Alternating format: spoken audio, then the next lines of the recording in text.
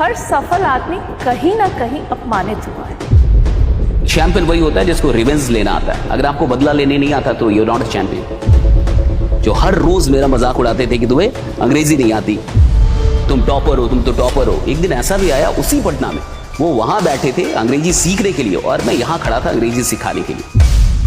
What a turnaround, I must say. आप तो औकात को भी चैलेंज करते हैं। जिस लेवल की प्रॉब्लम है उतनी आपकी औकात। आप जितना अचीव कर चुके हैं उससे बड़ी औकात होती है हमेशा आपकी। जॉब में शायद क्या इसलिए लोग खुश नहीं रहते क्योंकि किसी के अंडर काम करते हैं? अगर आप सिर्फ 30 दिन के बाद एक सैलरी आपको मिलनी है, उसके लिए आप घर से रोज निकलते हैं, उसके लिए काम करते हैं, तो डेफिनेटली आप कहीं भी खुश नहीं रहेंगे। जिस इंसान की प्रॉब्लम 100 करोड़ की है वो बड़ा आदमी होगा, और जिसकी 5,000, 10,000, 5 लाख की है वो छोटा आदमी है। सिंपल बात। क्या आप सच में खुश हैं? जो कुछ भी आपके पास है उसके लिए ग्रैटिट्यूड है आप में? आप निवेश से का सबसे बेहतर जरिया किसे मानते हैं? Real estate, fix deposit, share market या फिर सोना चांदी? चाहे मैं रोड पे खड़े होके किसी को कुछ सेल कर रहा था तो भी मैं ईमानदार था, और मैं यहाँ बैठ के आपसे बात कर रहा हूँ तो भी मैं ईमानदार हूँ। मुझे लगता है कि जैसी जिंदगी आपको चाहिए वैसा बोलना शुरू कीजिए। चेहरा बदला, लेकिन ऐसा नहीं कि हमने जानबूझ के बदला या इसके लिए काम किया। हम काम करते गए और चेंज अपने आप आते गया। हमारे दर्शकों को बताइए कि खुद को रिचार्ज कैसे किया जाए। कम खाइए। कोई किसी को चैलेंज करता है तो सबसे पहले यही कहता है औकात में रहो, और आप कहते हैं औकात से बाहर आ जाओ। तो इसमें रिस्क नहीं है? औकात में रह जाने का मतलब है कि अपने अंदर के किसी खूबसूरत इंसान का कत्ल कर देना। मोटिवेशन बहुत इंपॉर्टेंट तब हो जाता है जब आपकी जिंदगी में आपका वक्त बढ़िया नहीं चल रहा। जब सब कुछ अच्छा चल रहा है तब मोटिवेशन नहीं चाहिए। तब तो आप मोटिवेटेड ही घूमते रहते हैं। संघर्ष मतलब आप जिंदा है। मुर्दे आदमी का तो कोई संघर्ष ही नहीं। सफलता और सुकून। किसी ना किसी के पास आपसे बड़ा बंगला होगा, कोई ना कोई आपसे ज्यादा भी फेम वाला होगा, नेम वाला होगा। लगता है वही सफलता है, फिर तो आप फंसते चले जाएंगे। नौकरी या बिजनेस, रिस्क किसमें ज्यादा है? कोई तो एक ऐसा शख्स होगा जिसने आपको मोटिवेट किया होगा, आपके जीवन का वो टर्निंग पॉइंट जिसने आपकी सोच पूरी तरह बदली।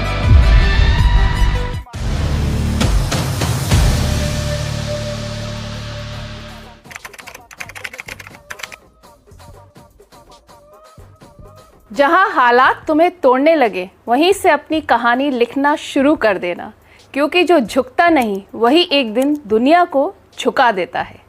आज हमारे साथ हैं वो इंसान जिन्होंने साबित कर दिया कि अगर हौसला बुलंद हो तो मंजिलें छोटी पड़ जाती हैं। वो सिर्फ एक मोटिवेशनल स्पीकर नहीं बल्कि एक गाइड, बिजनेस कोच और करोड़ों लोगों के लिए इंस्पिरेशन है। Mister Shashish Kumar Tiwari, SKT motivation के संस्थापक और चेहरा। शशीष जी, स्वागत है आपका डीआरएस इनसाइट्स पर। Thank you so much ma'am, मुझे इनवाइट करने के लिए। Thanks a lot. शशीष जी, शुरुआत करते हैं आपके बचपन में। बिहार के एक छोटे से शहर के प्राइमरी स्कूल में पेड़ के नीचे बोरा बिछाकर पढ़ने वाला एक बच्चा 17 साल की उम्र में इंग्लिश की बड़ी बड़ी क्लासेस लेने लगता है। ये कैसे हुआ? एक्चुअली मैं गोपालगंज से बिलोंग करता हूँ। एक छोटा सा गांव है सल्लेपुर, तो वो बाढ़ प्रभावित गांव है। तो बिहार बोर्ड में एक्चुअली उस समय ना इंग्लिश कंपलसरी सब्जेक्ट नहीं था मैट्रिकुलेशन में। अच्छा, तब भी नहीं था, आज भी नहीं है। यानी अगर आपको 10th बोर्ड पास करना है तो इंग्लिश में पास होना आवश्यक नहीं है, क्योंकि इंग्लिश के नंबर जुड़ते ही नहीं है। वो कंपलसरी सब्जेक्ट नहीं है हमारे यहाँ, तो इंग्लिश कोई पढ़ता नहीं था। इंग्लिश की जो क्लास होती थी वो सबसे अंत में होती थी, और 6ठी क्लास से इंग्लिश की किताबें शुरू होती थी हमारे यहाँ। मतलब 6th स्टैंडर्ड से तो पढ़ाई शुरू होती थी इसकी। अच्छा। तो कोई पढ़ता ही नहीं था। लास्ट में इसका क्लास होता था, लास्ट घंटी होती थी, एक तरीके से सब भाग जाते थे, क्योंकि टीचर को पता था कोई पढ़ेगा नहीं। बच्चे पहले से तैयार थे कि औकात है तो बढ़ा के दिखाओ। जिस चीज की नंबर ही ना जुड़नी हो तो उसको कोई पढ़ेगा क्यों बच्चा। तो इस तरीके से हम लोग पार्ले जी, टाइगर बिस्किट खिला के मास्टर जी लोगों को हम लोग पास करते रहे। फिर जब मैं पटना आया, एक्चुअली 8th में हमारे यहाँ एक बोर्ड एग्जाम हो गया था। जो 10th में होता है वो 8th में हो गया था, और उस 8 बोर्ड एग्जाम में मैं गोपालगंज डिस्ट्रिक्ट का टॉपर हो गया। अरे वाह। तो मेरे पिताजी को सब लोगों ने काफी मोटिवेट किया कि ऐसा लड़का तो पूरे खानदान में पैदा नहीं हुआ, किसी ने कहा ऐसा लड़का गांव में पैदा नहीं हुआ, किसी ने कहा कि पूरे जिले में पैदा नहीं हुआ। तो उनको भी ऐसा लगा कि सच में कुछ खतरनाक पैदा किया है। तो सबने कहा कि अब आप कंजूसी छोड़ो और इसको गांव से पटना लेके जाओ, क्योंकि इतना अच्छा लड़का है। अब पापा भी मोटिवेट हो गए और वो सच में मुझे मतलब पटना लेके आ गए और वो सीधे मुझे सीबीएसई इंग्लिश मीडियम स्कूल में लेके आए। तो अभी तक मैं एक हिंदी माध्यम के गांव के एक बोरा छाप स्कूल पे था और सीधे मैं आ गया CBSE English medium 9th class में। तो 9th में जब मेरी एडमिशन वहां पे हुई तो वो इसलिए हो गई क्योंकि मैं टॉपर था गोपालगंज डिस्ट्रिक्ट का। तो जैसे ही हम लोग प्रिंसिपल की ऑफिस में गए थे, पिताजी ने यही कहा था कि मेरा लड़का गोपालगंज डिस्ट्रिक्ट का टॉपर है। तो वो बड़ा खुश हुआ प्रिंसिपल राय, उसने कहा कि ये बेटा पढ़ दो। वो इंग्लिश की किताब थी। अब सारी चीजें कॉन्ट्रैक्टेड फॉर्म में लिखी हुई थी, I apostrophe double L U apostrophe V. मुझे समझ में नहीं आया कि क्या है, हमने तो ऐसी किताब ही नहीं देखी थी जिंदगी में। तो फिर भी कहा कि पढ़ने के लिए। तो मैंने जैसे ही पढ़ा उसने मुझे रोक दिया, 1 से 2 लाइन मैंने पढ़ के रुक जाओ। प्रिंसिपल को लग गया मैंने कुछ गलत पढ़ा है, पिताजी को पता था कि मैंने गलत पढ़ा है और मुझे पहले से ही पता था कि जब किताब ही गलत है तो मैं क्या कर सकता हूँ।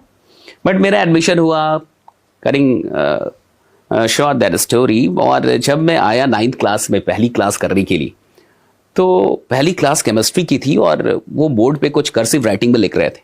तो मुझे समझ में नहीं आ रहा था बोर्ड पे क्या चल रहा है। तो मैं बगल वाले से कॉपी कर रहा था। उसने देख लिया कि सशीश कॉपी कर रहा है और सबको पता था कि मैं टॉपर हूं। प्रिंसिपल ने पहले जाके बता दिया था कि आपका कंपटीशन बहुत टफ होने वाला है क्योंकि अब गोपालगंज डिस्ट्रिक्ट का टॉपर आ रहा है।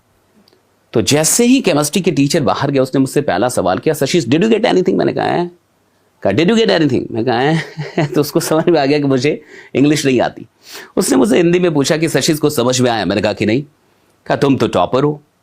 और इस तरीके से पूरे क्लास को पता चल गया कि मुझे समझ में नहीं आ रहा और सब एक एक करके सीबीएसई के दोस्त आते थे क्लासमेट और मुझसे पूछते थे सशीश को समझ में आया? मैं कहा कि नहीं। कहा कि तुम तो टॉपर हो। तो बहुत बेइज्जती झेलनी पड़ी मतलब इंग्लिश के चलते। And for 8 and 9 months I struggle to cope up with English medium school. मैंने बहुत मेहनत की लेकिन मुझसे नहीं हो पाया। एंड फाइनली मुझे लगता है 8 से 9 महीने के बाद मैं पिताजी के सामने गया और मैंने कहा कि पापा मुझसे नहीं होगा और अगर आपने मुझे सीबीएसई में रखा तो मैं तो फेल होऊंगा। तो कोई बात नहीं, मेरा 1 साल बर्बाद होगा, नाक आपकी कटेगी। मिठाई आपने बंटवाई थी। वो जब मैं 8 में टॉप हुआ था तो मिठाई बंटवाई थी उन्होंने। तो पापा को लगा सच में फेल हो जाएगा। तो फिर से मैं आ गया हिंदी माध्यम में अपनी औकात पे। And then I pass my matriculation, then I pass my intermediate and after passing my intermediate I started learning English and it took me 8 and 9 months, मुझे लगता है 8 से 9 महीने लगे। And after that I started teaching English. तो फिर मैंने पढ़ाना शुरू कर दिया था। And what happened that one day I was given an advanced English batch. And what happens in advanced English batches that the teachers are not allowed to speak in any other language except English. Okay. तो 1.5 घंटे की मैंने class ली English में। And as I came out of the class, suddenly a girl followed me. And she knocked me, hello, are you Sashish? मैंने कहा कि yes, I'm Sashish, what for? So have you been living in Patna for the last 5 and 6 years? I said, yes. I have been living in Patna for the last 5 and 6 years. Were you in Krishna Central School? I said, yes, I was in Krishna Central School. Okay, do you know Falla? Yeah, I know Falla. कहाँ जानते हो? मैं ही तो हूँ। और वही मेरे CBSE के दोस्त जिनका पूरा खानदान अंग्रेजी माध्यम से पढ़ा, जो जिंदगी भर अंग्रेजी माध्यम से पढ़ते आए, जो हर रोज मेरा मजाक उड़ाते थे कि तुम्हें अंग्रेजी नहीं आती, हाँ तुम टॉपर हो, तुम तो टॉपर हो। एक दिन ऐसा भी आया उसी पटना में, वो वहां बैठे थे अंग्रेजी सीखने के लिए और मैं यहाँ खड़ा था अंग्रेजी सिखाने के लिए। मुझे लगता है जिंदगी बदलती है। That has been my story. What a turn around, I must say. ये मतलब कहते हैं ना कि बिल्कुल टेबल्स आपने टर्न कर दिए अपने लिए। वेल कहते हैं शशीश की किस्मत से कम और औकात से ज़्यादा किसी को कुछ नहीं मिलता। मैं आपके मोटिवेशनल स्पीचेस सुन रही थी, आप तो औकात को भी चैलेंज करते हैं। मुझे लगता है कि हर इंसान को अपनी औकात को चैलेंज करना चाहिए क्योंकि आपके अंदर कितना पोटेंशियल है ये आपको खुद भी नहीं पता होता। हम सब अपनी जिंदगी में अपनी क्षमता का मुश्किल से 5% यूज कर पाते, बहुत ज्यादा यूज कर पाते तो 5%, 10%, इससे ज्यादा नहीं कर पाते। तो जब तक हम औकात के अंदर रहेंगे तो हमें अपनी पोटेंशियल का पता नहीं चलेगा। औकात के अंदर रहने का मतलब है कि आप एक कंफर्ट जोन में हैं और कंफर्ट जोन में आपके पास चैलेंजेस नहीं है। अच्छा, जहां चैलेंजेस नहीं है वहां ग्रोथ नहीं होगा। अगर आपके पास चैलेंजेस नहीं है तो ग्रोथ होगा ही नहीं। अगर आप आसान सवाल सॉल्व करेंगे तो आपका मेंटल स्ट्रेंथ तो कभी नहीं बढ़ेगा ना। कोई बच्चा है और सिर्फ आसान सवाल करते जा रहा है तो उससे उसका मेंटल स्ट्रेंथ नहीं बढ़ेगा, लेकिन कुछ मुश्किल सवाल मेंटल स्ट्रेंथ को बढ़ा देंगे उसके माइंड को इंप्रूव करेंगे। तो जब भी हम औकात को बढ़ाने की बात करते हैं, मेरे कहने का यह मतलब है कि आप सिर्फ वो काम मत कीजिए जो आपके लिए आसान है, कुछ ऐसा कीजिए जो आपके लिए थोड़ा सा कठिन है, क्योंकि कठिन काम आपको अपने कंफर्ट जोन से बाहर लेके जाएगा। और जैसे ही आप बाहर जाएंगे, आप ग्रो करेंगे तो आपको नया पोटेंशियल पता चलेगा, और जैसे ही नया पोटेंशियल पता चलेगा आपका कॉन्फिडेंस और ऊपर आएगा, कॉन्फिडेंस ऊपर जाएगा, आप नेक्स्ट वर्जन की तरफ बढ़ेंगे। वैसे आपके लिए औकात के क्या मायने? मेरे लिए मतलब मुझे ऐसा लगता है कि औकात कोई फिक्स्ड है नहीं। आप जितना अचीव कर चुके हैं उससे बड़ी औकात होती है हमेशा आपकी। आज मैंने जो कुछ भी कर लिया है, that is not my potential. Means मुझे ऐसा लगता है कि whatever you have achieved is not your potential, what is unachieved that is your true potential. जो आपने जिंदगी में कर लिया है ये आपका ट्रू पोटेंशियल नहीं है, जो करना बाकी है वो आपका पोटेंशियल है। तो कुछ भी जो आपको लगता है कि बाकी है वो आपका ट्रू पोटेंशियल है। तो कैसे पता चलता है आपका ट्रू पोटेंशियल? बाहर आइए, काम कीजिए, कुछ नए चैलेंज लीजिए, कुछ नया सीखिए, कुछ नए टारगेट सेट कीजिए, और कुछ ऐसे सपने, कुछ ऐसे गोल्स जो आपको थोड़ा सा डराएं, आपको थोड़ा सा डर लगे कि मुझसे होगा कि नहीं होगा, मैं कर पाऊंगा कि नहीं कर पाऊंगा। अच्छा, कोई भी चीज जो करने में आपको एक फियर आपको रियलाइज हो रहा है, आप एक फियर महसूस कर रहे हैं, जब आप उस काम को कर लेते हैं वहां अकॉम्प्लिशमेंट आपको मिलती है तो अपने आप कॉन्फिडेंस बढ़ता है। आप देखिए, कॉन्फिडेंस वहां नहीं बढ़ता जहां आपको लगता है मैं कर लूंगा। कॉन्फिडेंस तब बढ़ता है जब आपको ही डर था कि मुझसे होगा कि नहीं होगा, मैं कर पाऊंगा कि नहीं कर पाऊंगा, क्या सच में मैं इस ड्रीम को पूरा कर लूंगा, क्या मैं ये स्किल सीख पाऊंगा, क्या मैं एक पब्लिक स्पीकर बन पाऊंगा। और जब आप उस डर को ओवरकम करके अपने किसी भी गोल को पूरा करते हैं तो आपका कॉन्फिडेंस बढ़ जाता है। तो मुझे लगता है कि हर इंसान को अपनी औकात से बढ़ के कुछ सपने देखने चाहिए। It's very important. तभी ग्रोथ होती है। तभी ग्रोथ होगी। सही है। शशीष जी, हर सफल आदमी कहीं ना कहीं अपमानित हुआ है, फिर चाहे गरीबी की वजह से, मोहब्बत की वजह से, चाहे समाज की वजह से, अपने वर्क प्लेस पर या फिर अपने घर में। लेकिन उस अपमान को उसने ताकत बना लिया और दुनिया के सामने एक एग्जाम्पल बन गए। आपके साथ ऐसा कुछ हुआ है? खूब हुआ ना। वो तो 9th क्लास में ही अब वो तो इंसल्ट होना शुरू हो गया। हाँ, क्लास में होना शुरू हो गया। फिर मुझे लगता है कि जितनी बार आप हारते हैं, कहीं ना कहीं आप कुछ करेंगे तो डेफिनेटली या तो आप सफल होंगे या तो आप असफल होंगे। और ज़्यादातर जो भी लोग सफल हैं उनके पास असफलताएं काफ़ी ज़्यादा है, सफलताएं कम हैं और असफलताएं ज़्यादा हैं। दुनिया सिर्फ सफलताएं देखती है, उनकी असफलताओं की जो फहरिस्त है वो ज़्यादा लंबी होती है।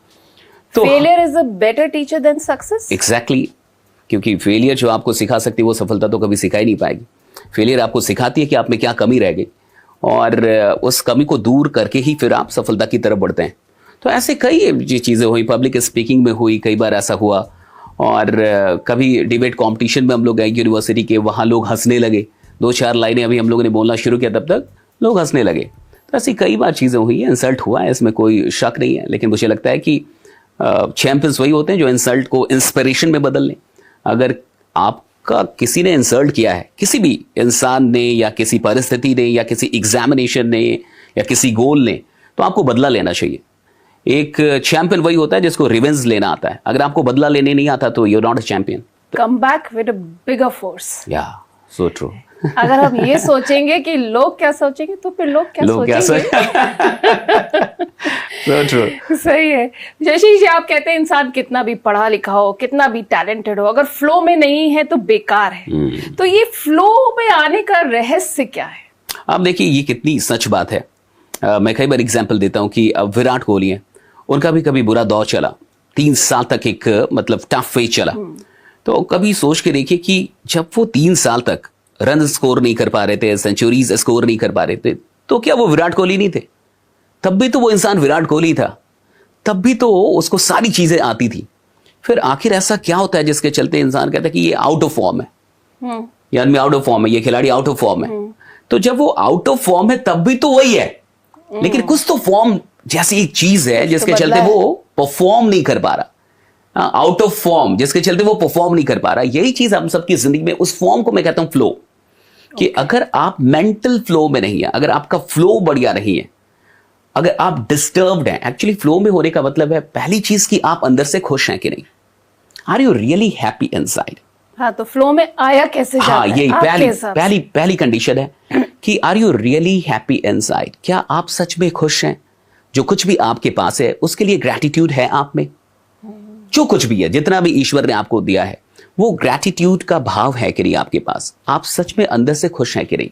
दूसरी चीज कि जब आप काम पे जा रहे हैं, कोई भी काम कर रहे हैं आप, क्या वो काम आपको एक्साइट कर रहा है कि नहीं? आप डर के जा रहे हैं, मजबूरी में जा रहे हैं, आपका मन कर रहा है कि कितनी जल्दी 4 बज जाए, 5 बज जाए और मैं घर चला जाऊं, राइट? आप काम छोड़ने की जल्दीबाजी में हैं या काम शुरू करने की उत्साह में हैं? तो जब आप काम पे जा रहे हैं तब आपका उत्साह कहां पे, आपका एक्साइटमेंट कहां पे है? और तीसरी चीज कि आप कितने कंसिस्टेंट हैं। देखिए कई बार ना आप लगातार कुछ अच्छा काम कर रहे हैं या आपकी कोई हैबिट, और 2-4 दिन आप उसको ब्रेक कर दीजिए, फिर उसी हैबिट में आना मुश्किल हो जाता है क्योंकि फ्लो ब्रेक हो गया, वो कंसिस्टेंसी ब्रेक हो गई। हम लोग वीडियोस बनाते हैं, लगातार बनाए तो बहुत अच्छा है, ठीक है, इट्स ऑल गुड। अगर 15-20 दिन का आप गैप ले लीजिए तो 16वें या 17वें दिन फिर से उसी फ्लो में आने में टाइम फिर लग जाता है। तो पहली चीज है कि आप अंदर से खुश हो। दूसरी चीज कि जो भी आप काम कर रहे हो उसके लिए खूब एक्साइटेड हो, आपके अंदर उत्साह हो और आप कंसिस्टेंट हो, डिसिप्लिन्ड हो, तो आपके अंदर एक फ्लो होगा। वो एक फ्लो क्या है? एक स्टेट ऑफ माइंड है जब आपको कुछ भी याद नहीं रहता। आप काम कर रहे हैं तो सिर्फ काम याद आता है, आपको भूख याद नहीं आ रहा, प्यास याद नहीं, मतलब आप डूब जाते हैं, आप सब कुछ भूल जाते हैं। That is flow. Shashi ji, consistency की बात आप कर रहे हैं। I basically use this term consistency, और मेरा जो मानना है अगर टैलेंट को कोई चीज बीट कर सकती है तो वो है कंसिस्टेंसी। So true. मतलब सही है। So true. टैलेंटेड लोग अगर कंसिस्टेंट नहीं रहेंगे तो कंसिस्टेंट लोग टैलेंटेड लोगों को पीछे छोड़ देंगे। So true. चलिए शशि जी, आप ऐसे हर वक्त इतने चार्ज्ड अप रहते हैं, तो मतलब आप हमारे दर्शकों को बताइए कि खुद को रिचार्ज कैसे किया जाए। कम खाइए। ज्यादा खाइए, मतलब मैं बहुत कम खाता हूँ, ना के बराबर। तो मुझे लगता है कि आप जिंदा रहने के लिए खाइए, खाने के लिए जिंदा मत रहिए। तो चलिए आप अपना रूटीन ही बता दीजिए। What is your diet plan that you follow? कुछ खास नहीं, मैं बहुत कम खाना खाता हूँ और मुझे लगता है कि जब आप खाना कम खाते हैं तो आपके अंदर एनर्जी काफी ज्यादा रहती है बाकी के कामों के लिए। और दूसरी चीज ये है कि मैं खुश रहता हूँ, मैं जो भी काम कर रहा हूँ उस काम से मुझे मोहब्बत है। एक्चुअली देखिए, ऊर्जा का पूरा लेना देना प्रेम से है। जब आप प्रेम में होते हैं तो आप ऊर्जान्वित महसूस करेंगे, चाहे आप किसी के भी प्रेम में हो। तो कोई भी चीज, ये एनर्जी का जो रूट है that is love. So if you are in love, अगर आप अपने काम से मोहब्बत में हैं, अगर आप अपनी जिंदगी से मोहब्बत में हैं, आप खुद से मोहब्बत कर पा रहे हैं, तो डेफिनेटली आपके अंदर एक एनर्जी होगी। लेकिन अगर आप खुश नहीं हैं, आपके पास मतलब अपने काम को लेके कोई खास लगाव नहीं है, तो फिर वो एनर्जी कहां से पैदा होगी? एनर्जी का अच्छा देखिए, जो भी लोग जॉब करते हैं, जॉब करने वाले 8 घंटे काम करके थक जाएंगे साहब, लेकिन बिजनेस करने वाला 12 घंटे काम कर रहा है, 13 घंटे काम कर रहा है, 14 घंटे काम कर रहा है, और फिर भी वो आपको बहुत एनर्जेटिक मिलेगा। क्योंकि जॉब ज्यादातर लोग मजबूरियों में कर रहे हैं, और कोई बिजनेस कर रहा है तो वो मोहब्बत में कर रहा है, उसको वो काम करना है, इसलिए वो 14 घंटे के बाद भी आपको एनर्जेटिक दिख रहा है। तो मुझे लगता है कि सबको अपने आप से ये पूछते रहना चाहिए कि वो जो काम कर रहे हैं वो सच में उस काम से मोहब्बत कर रहे हैं कि नहीं। अच्छा ये बताइए कि जॉब में शायद क्या इसलिए लोग खुश नहीं रहते क्योंकि किसी के अंडर काम करते हैं, या जवाबदेही होती है किसी को, या बिजनेस में इसलिए रहते हैं कि अपना काम है, आप कह रहे हैं you are not answerable to anyone. Business में तो साइकी कुछ है, बिजनेस में तो ज्यादा जवाबदेही है। चलिए जॉब में तो कोई बॉस है, कोई मालिक है, कंपनी प्रॉफिट में हो, लॉस में हो, आपकी तो सैलरी आएगी ना, आप सेफ हैं। लेकिन बिजनेस में तो आपकी रिस्पॉन्सिबिलिटी ज्यादा है, आप ज्यादा अकाउंटेबल है, क्योंकि कुछ भी गड़बड़ हुआ, रोज कुआं खोदना है, रोज अकाउंटेबल तो आप होंगे ना, कंपनी या इतने सारे लोगों की रिस्पॉन्सिबिलिटी आपके ऊपर। तो बिजनेस में ज्यादा रिस्पॉन्सिबिलिटी लेनी पड़ती है, ज्यादा अकाउंटेबल होते हैं आप। जॉब में तो फिर भी आप सेफ हैं। तो मुझे नहीं लगता कि किसी के नीचे काम करने या किसी के अंडर काम करने के चलते लोग दुखित होते हैं। लोग इसलिए दुखित होते हैं कि वो जो काम कर रहे हैं उनका पर्पस क्लियर नहीं है, वो एग्जैक्टली क्यों कर रहे हैं। देखिए, अगर आप सिर्फ सैलरी के लिए काम कर रहे हैं, अगर आप सिर्फ 30 दिन के बाद एक सैलरी आपको मिल रही है, उसके लिए आप घर से रोज निकलते हैं, उसके लिए काम करते हैं, तो डेफिनेटली आप कहीं भी खुश नहीं रहेंगे। लेकिन अगर आपके काम करने का कोई उद्देश्य है जो पैसों से बड़ा है, या आप उस काम के उद्देश्य से खुद को जोड़ पाए हैं जहां भी आप काम कर रहे हैं, और उस काम को अपना बना पाए, तो डेफिनेटली आप खुश रहेंगे। हम सब किसी ना किसी के अंडर हैं।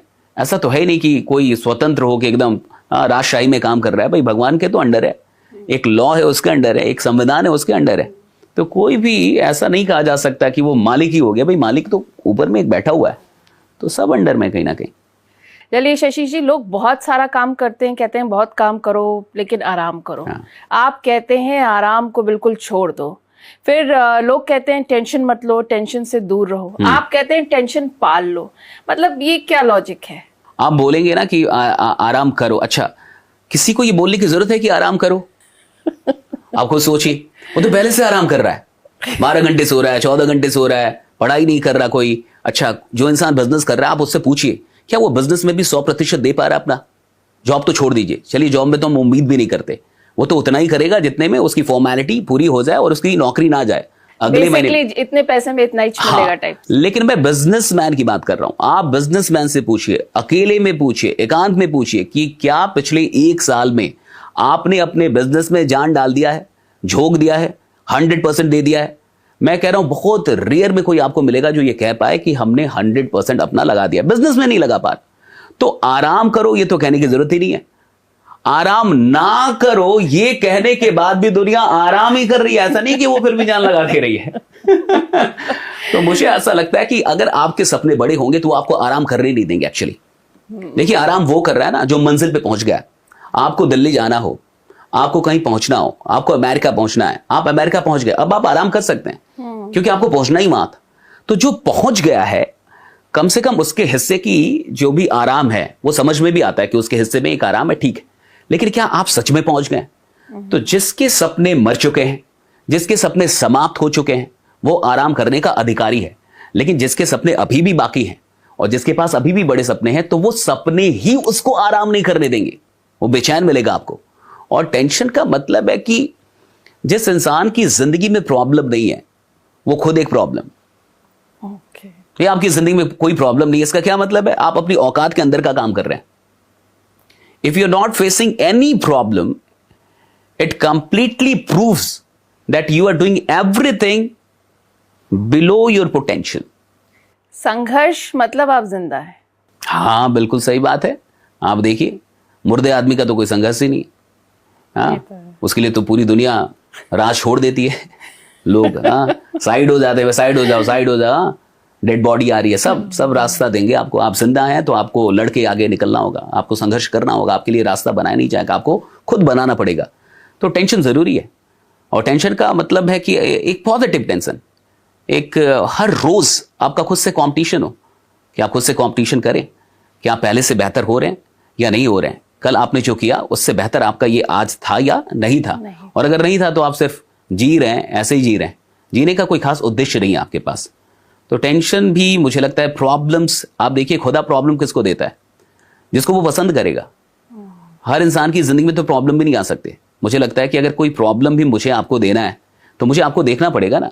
अगर मुझे आपको मारना है तो कम से कम निशाना लगाने के लिए सही देखना तो पड़ेगा। कहते हैं जितना मादा होता है इंसान में, उसी हिसाब से उस लेवल की प्रॉब्लम मिलती है उसको। और या तो ऐसा बोल लीजिए कि जिस लेवल की प्रॉब्लम है उतनी आपकी औकात है। अगर 5 साल पहले आपको 500 रुपए की प्रॉब्लम होती थी और आज भी 500 की आपको प्रॉब्लम हो रही है, तो आपकी औकात क्या? कुछ भी नहीं बढ़ी रहेगा। अगर किसी इंसान की औकात का पता लगाना है तो उसकी प्रॉब्लम पूछ लीजिए। जिस इंसान की प्रॉब्लम 100 करोड़ की है, वो बड़ा आदमी होगा। और जिसकी 5,000, 10,000, 5 लाख की है, वो छोटा आदमी है। सिंपल बात है। तो जब प्रॉब्लम बढ़े तो इंसान को रोना नहीं चाहिए, खुदा को शुक्रिया अदा करना चाहिए कि अगर वो प्रॉब्लम बढ़ा रहा है तो आपकी औकात भी बढ़ा रहा है। वैसे आजकल कोई किसी को चैलेंज करता है तो सबसे पहले यही कहता है औकात में रहो। औकात। और आप कहते हैं औकात से बाहर आ जाओ, तो इसमें रिस्क नहीं है? देखिए, औकात में अगर दुनिया के लोग अगर औकात में रह जाते तो फिर इस दुनिया में कुछ भी बड़ा हो ही नहीं पाता। गांधी जी अपनी औकात में रह जाते, अगर वो नौजवान आदमी जिसको ट्रेन से उठा के फेंक दिया गया, जिसके पास टिकट थी और फिर भी फेंक दिया गया, अगर वो अपनी औकात में ही रह जाता वो आदमी, तो फिर आपके पास मोहनदास करमचंद, महात्मा गांधी नहीं हो पाते, फिर आपके पास भगत सिंह नहीं होते, फिर आपके पास चंद्रशेखर आजाद नहीं होते। औकात में रह जाने का मतलब है कि अपने अंदर के किसी खूबसूरत इंसान का कत्ल कर देना। हर इंसान के अंदर एक कमाल का इंसान है, हर इंसान के अंदर, चाहे वो साधारण इंसान क्यों ना, जिसको ऐसा लगता है कि मैं तो बड़ा साधारण हूं, मैं तो चाय बनाता हूं, मैं तो चपरासी हूं, मैं तो कुछ करता ही नहीं हूं, मैं तो 4th ग्रेड में हूं, मैं तो क्लर्क हूं। मैं कह रहा हूं उसके अंदर भी एक शानदार इंसान है, एक कमाल का इंसान है, लेकिन उस इंसान को अच्छा आप देखिए, डॉक्टर एपीजे अब्दुल कलाम ने कहा कि छोटे सपने देखना अपराध है। बिल्कुल। उन्होंने कहा कि छोटा लक्ष्य अपराध है। उन्होंने कहा छोटा लक्ष्य अपराध है। आप सोचिए, वो ये नहीं कह रहे कि छोटा लक्ष्य मिस्टेक है, गलती नहीं कह रहे, वो कह रहे अपराध है। मिस्टेक और क्राइम में अंतर है। गलती क्षम्य हो सकती है, अपराध की तो सजा होती है। बिल्कुल। तो एपीजे अब्दुल कलाम जैसा शख्स कह रहा है कि छोटा लक्ष्य अपराध है। क्यों कह रहा है? क्योंकि अगर आप छोटा लक्ष्य बनाएंगे तो अपने अंदर के बड़े आदमी का आप कत्ल कर देंगे, और कत्ल करना बिल्कुल एक अपराध है। इसलिए मुझे लगता है कि हर इंसान को अपने अंदर के जो एक कमाल का इंसान है, उसको बाहर निकालने के लिए औकात से बाहर आना चाहिए, औकात के अंदर नहीं रहना चाहिए। सोचो तो बड़ा सोचो। हाँ। नहीं तो सोच भी छोटी कर ली तो क्या फायदा। क्या फायदा। हाँ। So true. चलिए शशीश जी, वैसे आपने भी जिंदगी में खूब स्ट्रगल किया है। हाँ। और अब सफलता भी हासिल करी है, और आप जमकर पैसे भी कमा रहे हैं। तो जरा ये बताइए, आप निवेश से का सबसे बेहतर जरिया किसे मानते हैं? Real estate, fix deposit, share market, या फिर सोना चांदी? देखिए, निवेश तो बहुत मुझे लगता है काफी लेट हम लोग समझ पाए। माँ बाप कई बार कहते थे कि भाई सेव भी किया करो, तो कई बार माँ बाप की बातें समझ में नहीं आती। आई थिंक माँ बाप की सेविंग्स का नजरिया जो था वो फिक्स डिपॉजिट तक था। हाँ, या वैसा ही LIC रहता है। पॉलिसी ले ली। लेकिन कम से कम वो भी तो नहीं किया हमने, राइट। मुझे लगता है कि जो बच्चे देख रहे हैं, जिनकी उम्र अगर 20 साल है या कुछ है, या 16 से है या 18 है, मतलब वो सेविंग भी बहुत काम आती है बाद में, लेकिन ये समझ में आते आते आप 30 साल पार कर चुके होते हैं। तो मुझे लगता है कि देखिए, रियल एस्टेट तो मुझे इस देश का सबसे सुरक्षित निवेश लगता है।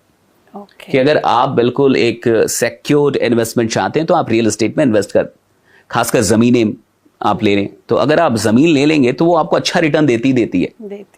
बाकी फिक्स डिपॉजिट, अगर आप कुछ खास रिस्क ही नहीं लेना चाहते, आराम से चलना चाहते हैं, फिर तो सही है। और शेयर मार्केट में तभी आप इन्वेस्ट करें जब आपके पास जानकारी हो। इस चैनल को देखें।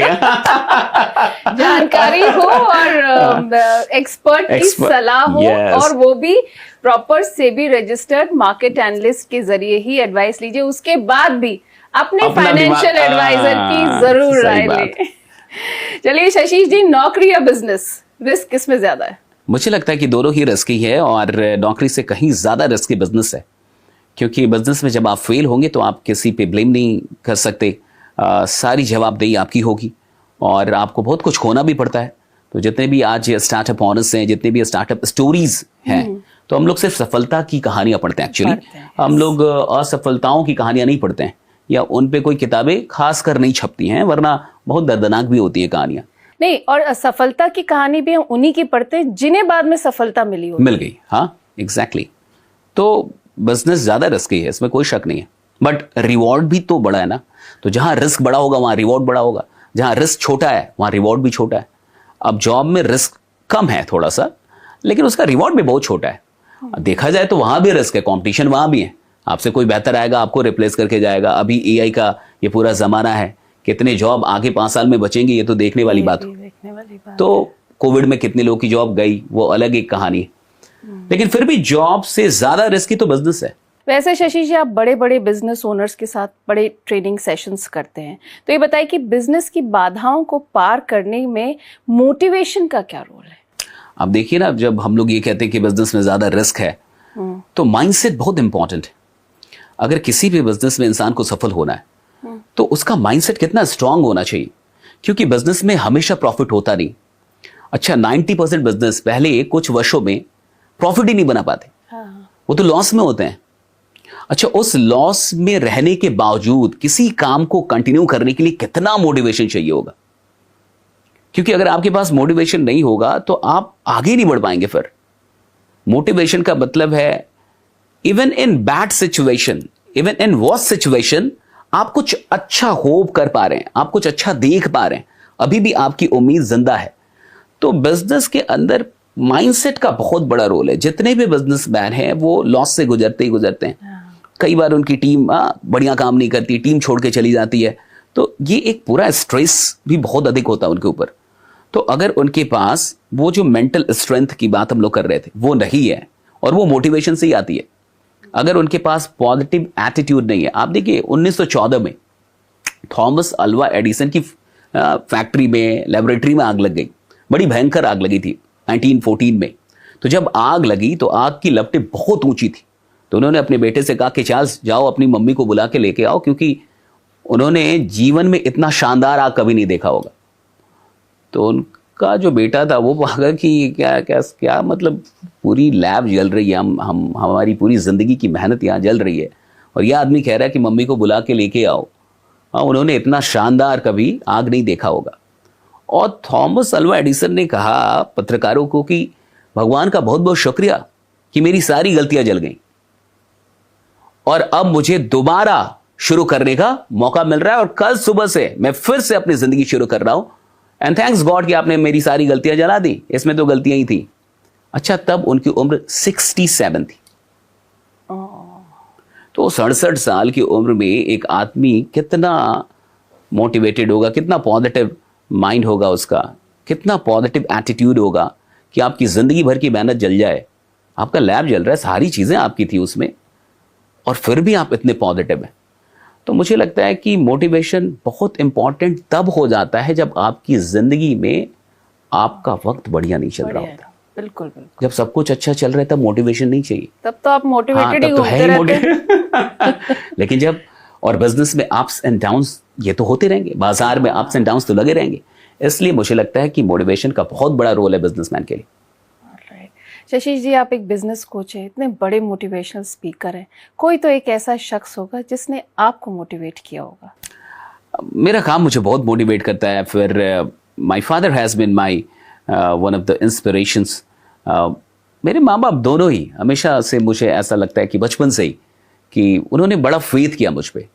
अच्छा देखिए, जब कोई एक इंसान भी आप पे विश्वास करता है ना, तो आप दुनिया जीतने की शक्ति रखते हैं। बिल्कुल। कोई एक इंसान भी, अगर कोई एक इंसान सच में आप में विश्वास कर रहा है, आपकी क्षमताओं में, तो आपका मनोबल बहुत बढ़ जाता है। तो मेरे परिवार ने वो काम हमेशा से मेरे लिए किया है, और बाकी इस दुनिया में जितने भी अच्छे लोग हैं, जहां से भी मैं सीख सकता हूं, उनसे सीखने की कोशिश करता हूं।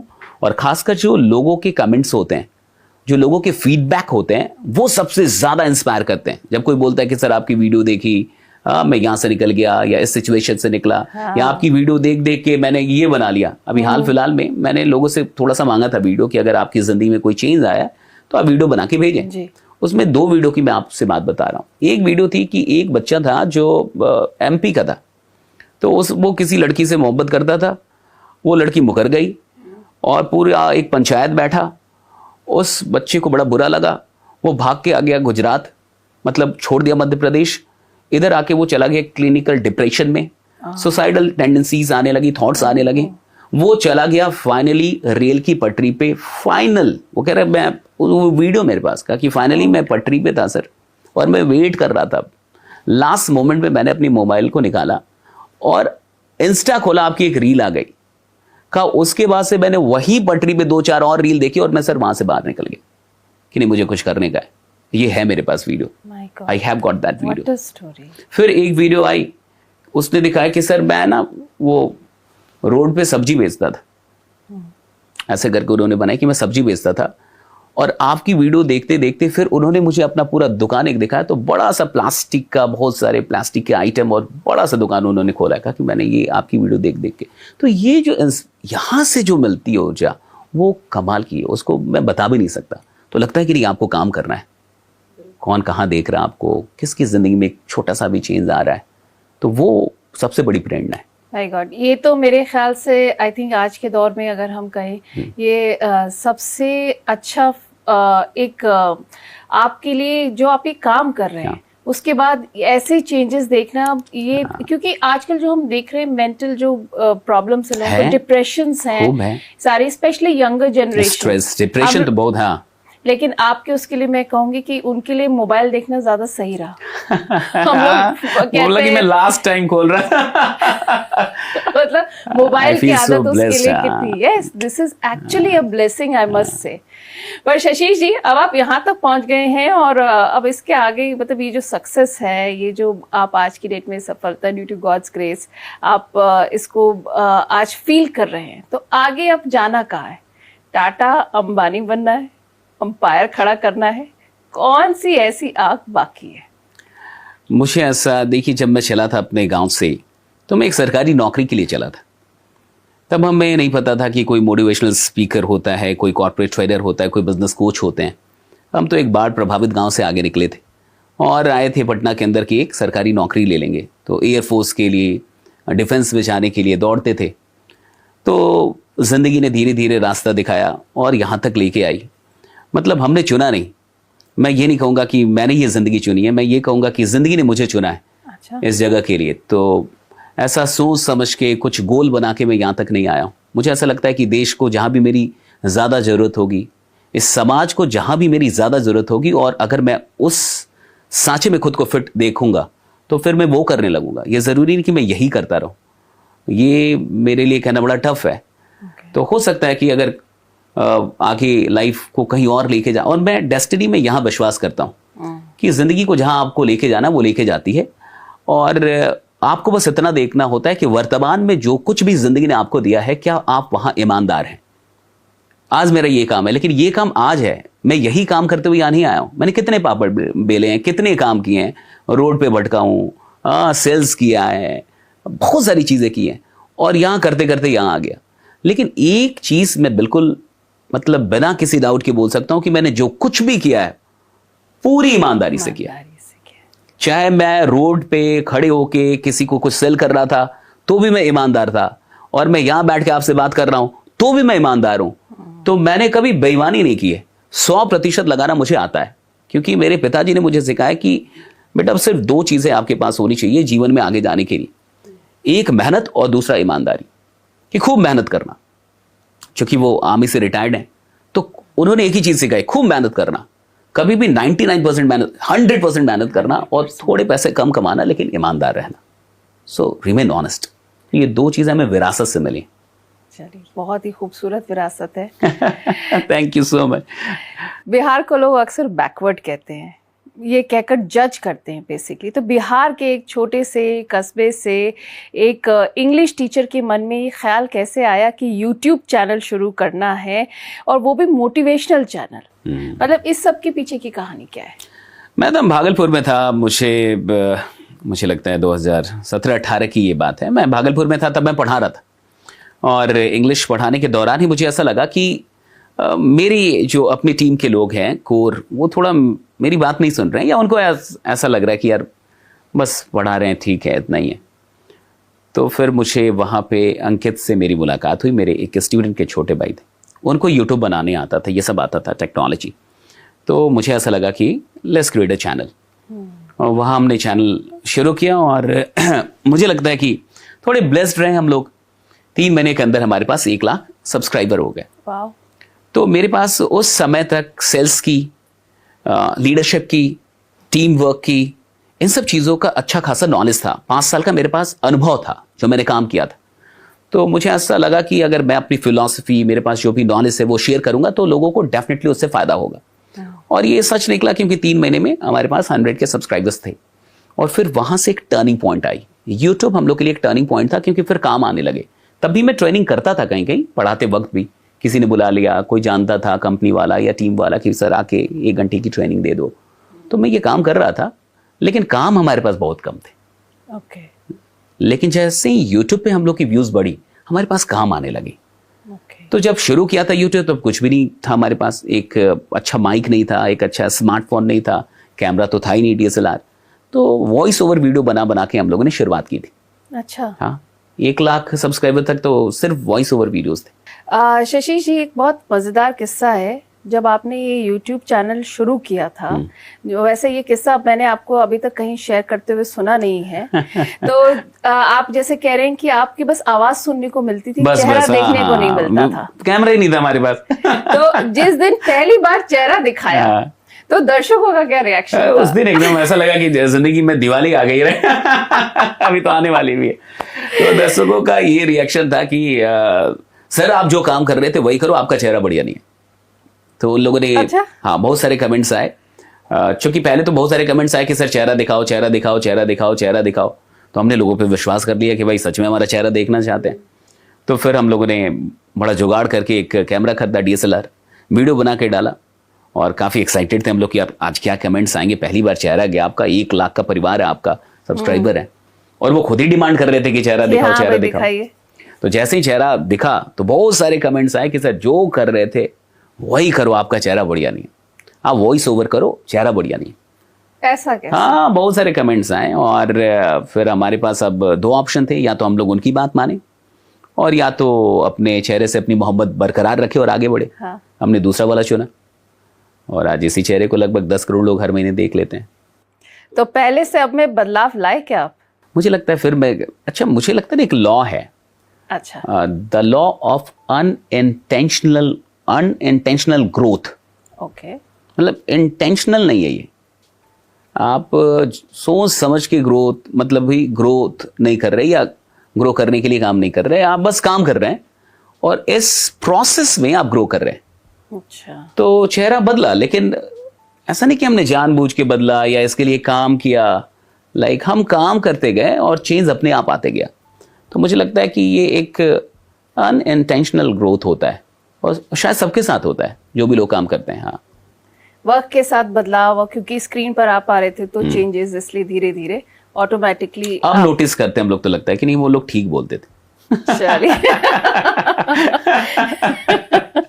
तो वही सबको पुराने वीडियोस देखने पड़ेंगे शशि जी के। होंगे। अब मेरा तो एक TEDx टॉक आया, उसमें तो हमने दिखाया भी है पहले के चेहरे। अच्छा। पहले कैसे हम लोग दिखते थे वो दिखाया शुरुआती वीडियोस में। फिर अभी का कंपैरिजन दिखाया। एक मेरी अच्छी फ्रेंड है, बहुत अच्छी होस्ट है, उसने कहा कि प्लास्टिक सर्जरी कराया क्या शशि तुमने? मैं कहा नहीं यार ऐसा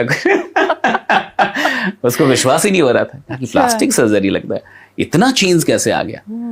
अच्छा, आप सोचिए कि हमने इस चेंज के लिए काम ही नहीं किया। काम ही नहीं। अब ये बड़ी खूबसूरत बात है। अच्छा। कि आप इस चेंज के लिए काम ही नहीं कर रहे हैं, आप तो सिर्फ काम कर रहे हैं, और वो काम कर रहे हैं जिससे आपको मोहब्बत है, और उसका ये बाई प्रोडक्ट है कि आपके अंदर खूबसूरत बदलाव आ रहे हैं, जबकि आप उसको चाह के कर भी नहीं रहे, आप उसके लिए कर भी नहीं रहे। तो मुझे तो यही लगता है कि ये जिंदगी का एक मंत्र है कि आप अपने काम को खूब शिद्दत से कीजिए, वो काम आपको बदल देगा, बेहतर बना देगा, खूबसूरत बना देगा। I think the best glow that comes on you is the glow of confidence. So true. मुझे नहीं लगता कि कॉन्फिडेंस से कुछ ज्यादा ब्यूटीफुल है इस पूरी दुनिया में। The one who is confident is beautiful. इस मुकाम को वैसे हासिल करने के बाद मैं ये सवाल आपसे पूछ रही हूँ कि सफलता और सुकून क्या एक दूसरे के सिनोनिम है, या ये दोनों कभी साथ मिल नहीं सकते? बहुत टफ है, देखिए, क्योंकि यहाँ फिर सफलता किसके लिए क्या है, that is very big question. कि आपके लिए सफलता क्या है, मेरे लिए सफलता क्या है। सबके लिए सफलता की डेफिनेशन अलग अलग होगी। और अगर किसी के लिए सफलता सिर्फ पैसा है, मेटेरियलिस्टिक चीज़ें हैं, ये सारी चीज़ें हैं, फिर तो सुकून नाम की कोई चीज़ उसकी ज़िंदगी में नहीं हो पाएगी, क्योंकि ये तो एक अंतहीन यात्रा हो गई, फिर एक एंडलेस रेस है। फिर आप कितना दौड़ेंगे, कितना भागेंगे। अगर आपके लिए सफल होने का मतलब है कि आपकी ज़िंदगी से आपके अंदर जो भी क्षमता है, जो भी प्रतिभा है, उससे और भी लोगों का जीवन बेहतर हो, खूबसूरत हो, तो आपके पास सफलता भी होगी और सुकून भी होगा। क्योंकि जब आप मेटेरियलिस्टिक चीज़ों में फंसेंगे तो कोई ना कोई आपसे तो ज़्यादा अमीर मिलेगा ही। किसी ना किसी के पास आपसे बड़ी कार होगी, किसी ना किसी के पास आपसे बड़ा बंगला होगा, कोई ना कोई आपसे ज़्यादा भी फेम वाला होगा, नेम वाला होगा। तो अगर आपको लगता है वही सफलता है, फिर तो आप फंसते चले जाएंगे। मैं व्यूज़, इन सब चीज़ों को सफलता नहीं मानता। मेरे लिए सफलता का मतलब है कि मेरे रहने से अगर कुछ लोगों की ज़िंदगी में भी पॉजिटिव चेंज आ रहे हैं, तो my life is successful, right? तो मेरा जीवन सफल है। व्यूज तो ट्रैप भी हो सकते हैं ना, इतने सारे व्यूज, ये कल जा भी तो सकते हैं ना आपसे, लेकिन आप कैसे जाएंगे आपसे? व्यूज तो जा सकते हैं, शायद कोई आपका चैनल ही लेके उड़ जाए, शायद कुछ हो जाए, या व्यूज आने कल से बंद हो जाए। और अगर आप व्यूज कोई सफलता मानते थे, तब तो आप निराशा में चले जाएंगे, अवसाद में चले जाएंगे, आप सुसाइड कर लेंगे। ये सारी चीजें बहुत क्षणिक हैं और ये आपको बस दी गई हैं। आप इसका सदुपयोग कर लें और कल आपसे ली भी जा सकती हैं, लेकिन आप तो हैं अपने पास।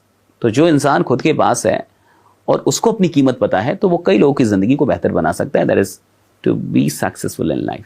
यानी कि अगर आप में खुद में क्षमता है तो कभी भी रीस्टार्ट कर सकते हैं। हाँ, रीस्टार्ट कर सकते हैं। और बहुत ज़रूरी नहीं कि पूरी दुनिया ही बदल दें। अगल बगल की दुनिया बदल लें। हम सब की एक दुनिया है, उस दुनिया को भी हम बदल लें तो हम सफल हैं। पूरी दुनिया ना बदले, कोई सिकंदर बनने की जरूरत नहीं, लेकिन वो 4 बच्चे जो आपके मोहल्ले में हैं और जो गरीब हैं, या 4 बच्चे जो आपको सड़क किनारे दिखते हैं और जो गरीब हैं, उनके लिए आप एक किताब, कॉपी और पेन खरीद सकती हैं, 2 मिनट बात कर सकती हैं, आप सफल हैं बाबा। What a beautiful thought. Yashish ji, बहुत सारे ऐसे लोग हैं, बहुत मेहनत करते हैं, कई बार बहुत ज़्यादा फ्रस्ट्रेशन हो जाता है, उनके मन में ऐसा ख्याल आता है कि भैया ये गरीबी दूर क्यों नहीं होती है, तो उनसे क्या कहना चाहेंगे आप? हर अमीर आदमी कभी ना कभी गरीब था, चाहे वो अडानी हो, अंबानी हो, बिल गेट्स हो, सब लोग कभी ना कभी गरीब थे। तो जो गरीब है उसके पास एक संभावना तो बिल्कुल है कि वो अमीर बन सकता है। सवाल जहां तक बहुत मेहनत करने के बाद भी गरीब रहने का है, इसका मतलब है कि या तो उसे जो काम मिला है वो उसका एक्सपर्ट नहीं बन पाया अभी तक, या तो उसके पास मास्टरी नहीं है कि जो वो काम कर रहा है वो बाकियों से अलग कैसे है, ये अभी तक ये बाजार को दिखा नहीं पाया कि मैं जो काम कर रहा हूं मैं बाकियों से कैसे बेहतर हूं या बाकियों से अलग कैसे हूं कम से कम।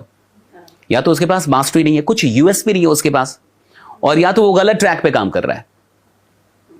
अब मजदूर बहुत मेहनत कर रहा है, लेकिन वो वहां कर रहा है जहां संभावना ही नहीं है। आप एक क्लर्क हैं और आप कह रहे हैं मैं तो बहुत ही मेहनत कर रहा हूं, बट भाई क्लर्क की एक सैलरी है, एक संभावना, एक लिमिट है उसकी। अब एक क्लर्क सोचने लगे मैं 100 करोड़ का आदमी बन जाऊं तो स्कैम तो करेगा ना, तभी तो स्कैम होते हैं फिर। एक सरकारी अधिकारी और उसको लग रहा है कि मैं तो 100 करोड़ का आदमी बनूंगा, और मान के चलिए वो एक बड़े स्तर का सरकारी अधिकारी है, वो बड़ा स्कैम कर देगा। तो आपको यह समझना होगा कि या तो आपके पास मास्टरी नहीं है जो काम आप कर रहे हैं। देखिए पैसा कब आता है, ये बाजार आपको तब पैसा देती है जब आप इस बाजार में कुछ वैल्यू ऐड करते हैं। वैल्यू ऐड कर, तो जब आप वैल्यू कब ऐड करेंगे, अगर सब वही कर रहे हैं जो आप कर रहे हैं तो आप कोई एक्स्ट्रा वैल्यू तो ऐड नहीं कर रहे, तो आपको ज्यादा पैसा कभी नहीं मिलेगा। तो अपने आप से एक सवाल करना होता है कि मैं अलग कैसे हूं, मैं बाकियों से कुछ बेहतर कैसे कर रहा हूं। तो बाजार आपको पैसा देगी, और वैल्यू एडिशन जैसे ही आपका बढ़ेगा पैसा भी बढ़ने लगता है। और दूसरी चीज की कई बार ट्रैक हमारा सही होता, वहां पे खुद ही संभावना नहीं है, हम लगे पड़े हुए हैं, तो फिर तो पैसा आएगा नहीं, तो कई बार ट्रैक बदलना पड़ता है। अच्छा, दूसरी चीज एक बात सबको समझनी चाहिए कि ये ब्रह्मांड कभी भी किसी के साथ अन्याय नहीं करता। ये कहना गलत है कि आपने बहुत मेहनत की और आपको रिजल्ट नहीं मिला है, मैं नहीं मानता इस। आप इतना दाना देंगे धरती को तो वो उतना ही थोड़े देती है, वो तो इतना देती है ना। इस ब्रह्मांड का एक ही काम है कि वो एक्सपेंशन करती है, वो एक्सपैंड करना जानती है। आप जो भी देंगे ज्यादा लौट आएगी। तो अगर कोई कह रहा है कि मैंने बहुत मेहनत की लेकिन मुझे नहीं मिला, झूठ बोल रहा है। अच्छा। उसको अपने अंदर झांकने की आवश्यकता है कि क्या सच में उसने मेहनत की है। ये ब्रह्मांड आपका कर्ज नहीं रख सकती। इस ब्रह्मांड के पास बहुत कुछ है, वो लौटाएगी। अगर मैंने मेहनत की है, अगर मैंने पसीना बहाया है, अगर मैंने जान लगाई है, इस यूनिवर्स को मुझे देना पड़ेगा। आज नहीं तो कल, कल नहीं तो परसों, आज नहीं तो 10 साल बाद। ये नहीं हो सकता मुझे मिले ही ना। भाई 52 साल में ही सही आदमी राष्ट्रपति तो बन ही जाता है ना जिसने मेहनत की हो। 41 साल में ही सही प्रवीण तांबे जैसा इंसान पैदा तो होता है ना। 20 साल की मेहनत की, तब जाके 41वें साल में किसी इंसान को रणजी मिला, आईपीएल मिला, इतना बड़ा फेम मिला, और ऐसी जिंदगी हो गई कि मूवी बन गई। वो प्रवीण तांबे हो गए। पीयूष मिश्रा को देखिए, 20 साल तक यहीं पे मंडी बाजार में लगे रहे, दिल्ली के अंदर नाटक करते रहे। भाई 20 साल के बाद जिंदगी लेके गई ना उनको मुंबई, और कहां पे बैठा दिया पीयूष मिश्रा को, लेजेंड बना दिया। ये कहना गलत है कि आपने बहुत मेहनत की और आपको, ब्रह्मांड आपका कर्ज नहीं रख सकती। और अगर आप मेहनत कर रहे हैं तो आप ब्रह्मांड पे कर्ज चढ़ा रहे हैं, और अगर आपको रिजल्ट, तो ये कर्ज है उसके ऊपर, ये रिटर्न होगा। डोंट वरी, कीप ऑन, आप लगे रहें। ये एफर्ट्स रेजोनेट करते हैं तो सुना है, क्या थॉट्स भी रेजोनेट करते हैं यूनिवर्स से? खूब, क्योंकि एनर्जी है ना थॉट्स। मैं जैसा सोचूंगा मेरी बॉडी लैंग्वेज वैसे बदलने लगेगी ना। अभी मैं किसी ऐसे इंसान के बारे में सोचूं जो मुझे गाली देता हो या मेरा दुश्मन हो, तो मैं मुस्कुरा नहीं पाऊंगा। मेरी बॉडी लैंग्वेज चेंज होने लगेगी, आपकी बॉडी में कुछ अलग एहसास होने लगेगा। किसी ऐसे इंसान के बारे में सोचिए जो आपसे मोहब्बत करता है, आपकी बॉडी का एहसास बदल जाएगा। तो थॉट्स में कितना पावर है। आपकी सोचने से आपकी बॉडी लैंग्वेज बदल रही है, एहसास बदल रहा है, एनर्जी का लेवल बदल रहा है। तो इससे तो ये प्रमाणित होता है कि विचार जितने भी हैं वो बड़े शक्तिशाली हैं, क्योंकि ये ऊर्जा पैदा कर रहे हैं, आपके अंदर एहसास पैदा कर रहे हैं। तो बिल्कुल जैसे विचार होंगे वैसे ही चीज़ों को आप आकर्षित कर पाएंगे अपने जीवन में। अब कई लोग रोते हैं, रोए चले जाते हैं, गरीब हैं तो मैं तो बड़ा गरीब हूँ, मुझसे कुछ हो ही नहीं रहा। तो भाई आप बार बार करोगे तो आप वैसी चीज़ों को आकर्षित करोगे। मुझे लगता है कि जैसी ज़िंदगी आपको चाहिए वैसा बोलना शुरू कीजिए, वैसा ही सोचना शुरू कीजिए। वो मत बोलिए, वो मत सोचिए जैसा आपको नहीं चाहिए। अगर आपको बढ़िया ज़िंदगी चाहिए तो उसी के बारे में सोचिए, उसी के बारे में बात कीजिए। और जिन चीज़ों के बारे में आप बात कर रहे हैं खुद से पूछिए कि मुझे ये चाहिए भी या नहीं चाहिए, और नहीं चाहिए तो उसको स्टॉप कर दीजिए। फिर फालतू तो विचार बहुत शक्तिशाली है, वही तो कर्म पैदा करते हैं। जैसे विचार होंगे वैसा कर्म होगा, जैसा कर्म होगा वैसा रिजल्ट होगा, जैसा रिजल्ट वैसा जीवन आप जी के यहाँ से निकलेंगे। तो इट्स वेरी इंपॉर्टेंट। शशि जी, कई लोग ऐसा सोचते हैं कि नहीं, अगर ज्यादा अच्छा बोल देंगे तो नजर लग जाएगी। लगने दीजिए ना, इतना डरिए मत, राइट। हाँ, उन नजरों से तो आप पे खुदा की नजर है, आप पे महादेव की नजर है, आप क्यों डर रहे हैं? आप अच्छा ही बोलिए। वो जिन लोगों की नजरों से आप डर रहे हैं वो ऊपर वाले की नजर से ज्यादा शक्तिशाली नहीं है। आप खूब अच्छा बोलिए, खूब मस्त रहिए, खूब खुश रहिए। और वैसे तो कितनी नजरों का ख्याल कीजिएगा। सारे बिहार के युवाओं के लिए, बल्कि मैं तो कहूंगी डीआरएस इनसाइट्स के सारे दर्शकों के लिए शशीश जी का डीआरएस एक्सक्लूसिव मोटिवेशनल मैसेज क्या होगा? लगे रहो बस लगे रहिए, बस चलते रहिए, रुकिए मत। मुझे लगता है जिंदगी में रुकना नहीं चाहिए किसी इंसान को। मतलब उसको काम करते रहना चाहिए। ये जरूरी भी नहीं है कि वो एक ही काम पकड़ के मतलब करते रहे। ठीक है, अगर कोई काम उससे नहीं हो पा रहा, वो कहीं असफल हो गया, तो आप निराशा में मत जाइए, आप अवसाद में मत जाइए, आप लगे रहिए, आप कुछ ना कुछ करते रहिए। हाँ, अगर आप कुछ ना कुछ करते रहेंगे तो कहीं ना कहीं पहुंच जाएंगे आप जिंदगी में। ज्यादा टाइम बर्बाद मत कीजिए, फालतू का टाइम बर्बाद मत कीजिए, कुछ प्रोडक्टिव करते रहिए, कुछ प्रोडक्टिव सीखिए, कुछ प्रोडक्टिव कीजिए, प्रोडक्टिव लोगों से मिलिए, अच्छे लोगों से मिलिए। सो बी इन मोशन, आप गतिमान रहिए। अगर आप गतिमान रहेंगे तो आप कहीं ना कहीं पहुंच जाएंगे जीवन में। उदास मत होइए, बैठिए मत ज्यादा। क्या बात है। वैसे आपके जो वीडियोस होते हैं ना, उसका कंटेंट काफी एनर्जेटिक, काफी डीप होता है। तो ये जो स्क्रिप्ट है ये आप खुद लिखते हैं या फिर दिमाग में ऐसे ही स्पॉन्टेनियस सब कुछ आ जाता है? ज्यादातर वीडियोस मेरे लाइव सेशंस की हैं, जो सेशंस मैं जाके कहीं पे लेता हूँ वहां की हैं। तो वहां तो सब कुछ ऐसे ही होता है, मतलब वहां तो कोई स्क्रिप्ट है नहीं। आप स्टेज पे हैं और मेरे सेशंस लगभग 3 घंटे को होते हैं, 4 घंटे को होते हैं। एक दिन में 8 घंटे का भी मैं सेशन लेता हूँ, 3 दिन के भी मैं सेशन लेता हूँ 8-8 घंटे के, तो 24 घंटे 3 दिन में। तो सेशन में जाने से पहले कोई तैयारी करते हैं, कोई बुक्स पढ़ते हैं, मतलब इतनी सारी ज्ञान कहाँ से लाते हैं? उससे पहले तो डेफिनेटली किताबें पढ़ना, फिर नोट्स बनाना, वीडियोस देखना, उनके नोट्स बनाना, तो ये सब तो चलता है। ये सब कुछ बिल्कुल हम लोग करते हैं। और जो अभी हाल फिलहाल में और भी जो वीडियोस हम लोग बना रहे हैं, ज्यादातर मैं स्क्रिप्ट लिखता नहीं हूँ, मैं ना ऑन द स्पॉट बोलता हूँ। और वो हाँ, और वो ऐसे ही हो जाता है। हाँ, तो मतलब ये रिसर्च है पहले की जो होती है। हाँ, मुझे लगता है कुछ है सुनते, देखते, लिखते। हाँ, अच्छा, अगर हम सफलता की एक जर्नी को समझ लीजिए एक सड़क मानते हैं, तो कई बार सड़क में गड्ढे भी आते हैं, और ऐसे गहरे गड्ढे जिनसे निकलना आसान नहीं होता है। तो आपकी जर्नी में मैं कहूँ कि सबसे बड़ा ऐसा गड्ढा कौन सा था जिसमें आपकी गाड़ी फंस गई थी और उस बड़ी हिम्मत जुटाकर आपको वो गाड़ी उस गड्ढे से बाहर निकाल के वापस सड़क पर दौड़ाने का मौका लगा? देखिए, गड्ढे तो असफलताओं के जो गड्ढे हैं, दरअसल उनमें सफलताओं के हीरे भी छुपे रहते हैं। वो कहीं ना कहीं आपको और रास्ता देते हैं, कुछ ना कुछ संभावनाएं फिर वहां पे पैदा हो जाती हैं। अच्छा, एक और चीज है, अगर हर काम में मैं सफल हो जाता तो यहां तक नहीं पहुंच पाता। देखिए, असफल होना कितना जरूरी है। अगर मैं पढ़ाता ही रहता, उसी में सफल हो जाता, तो फिर मैं मोटिवेशनल स्पीकर नहीं बन पाता, फिर मैं ट्रेनर नहीं बन पाता, बिजनेस कोच नहीं बन पाता। तो मुझे तो लगता है कि असफल होना भी बहुत इंपॉर्टेंट है कहीं बड़ी जगह पे पहुंचने के लिए। अब अमिताभ बच्चन को ऑल इंडिया रेडियो में वो न्यूज रीडर नहीं बन पाए। ऑल इंडिया रेडियो ने कहा कि आपकी आवाज अच्छी नहीं है जी, हाँ आवाज लायक नहीं है, हाँ न्यूज रीडिंग के लायक है नहीं। तो सच में लायक नहीं थी ना, वो आवाज कहीं और के लायक, कहीं और के लायक। वो तो करोड़ों में बिकने वाली आवाज थी, वो तो कौन बनेगा करोड़पति की आवाज थी। हाँ, वो तो नहीं, और वो डायलॉग है, आज खुश तो बहुत हो, and there is a typical high that goes right। तो वो देवी और सज्जनों वाली पॉपुलैरिटी, छोटे से लेकर पूरा बड़ा आदमी उस आवाज को, आज पूरी दुनिया आज उस आवाज की कायल है। तो सच में वो आवाज वहां के लायक नहीं थी। अगर वहीं वो सफल हो जाते, फिर अगर वो मान लेते हैं नहीं ठीक है आप न्यूज रीडर के लायक है, फिर आपको और इस दुनिया को कैसे अमिताभ बच्चन मिलते, कैसे वो आवाज मिलती? तो मुझे लगता है कि वो जो असफलताओं के गड्ढे हैं वहां सफलताओं की सुरंगें छुपी हुई हैं। वो आपको एक नया सुरंग में लेके जाती है, वहां से एक नया रास्ता खुलता है। आपको आंखें खोल के रखनी है, रोना नहीं है ज्यादा। असफल होने के बाद ज्यादा रोइए मत। तो ऐसी असफलताएं लगी, हम कोचिंग चला रहे थे, नहीं चला पाए, बहुत सारी चीजें की जो नहीं हो पाया, उस तरीके से नहीं हो पाया जैसा होना चाहिए था। तो लेकिन रोए नहीं ज्यादा, ऐसा नहीं था कि ठीक है, हमें था कि ठीक है ये नहीं हुआ, यानी से कुछ बड़ा होगा।